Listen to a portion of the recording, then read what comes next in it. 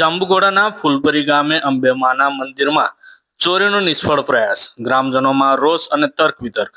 જાંબુઘોડા તાલુકાના ફૂલપરી ગામે આવેલું અંબેમાનું મંદિર ગત રાતે અજાણ્યા તસ્કરોનો શિકાર બનતા બચી ગયું હતું.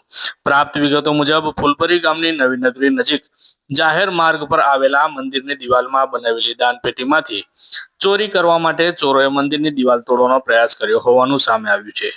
ત્યારે તસ્કરોએ દાનપેટીવાળી દિવાલમાં મોટું બાકરું પાડ્યું હતું, જેમાં તેમનો ચોરીનો પ્રયાસ નિષ્ફળ થયો હતો.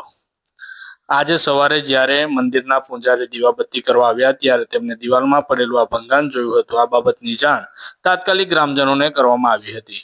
આ ચોરીના પ્રયાસને લઈને સમગ્ર ગામ અને અનેક તર્ક વિતર્ક ચાલી રહ્યા છે. એક તરફ ખેડૂતો લીલા દુષ્કાળ જેવી કપરી પરિસ્થિતિનો સામનો કરી રહ્યા છે, ત્યારે ચોરીના બનાવોમાં વધારો થતા લોકોમાં ચિંતા વધી છે.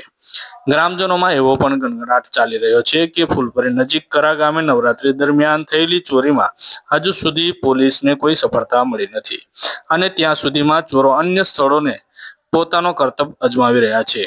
ચોરીના વધતા બનાવોને ધ્યાનમાં રાખીને આ વિસ્તારના લોકોમાં પોલીસ દ્વારા રાત્રિ પેટ્રોલિંગ, સઘન પેટ્રોલિંગ અને ચુસ્ત બંદોબસ્ત ગોઠવવામાં આવે તેવી પ્રબળ માંગ ઉઠવા પામી છે.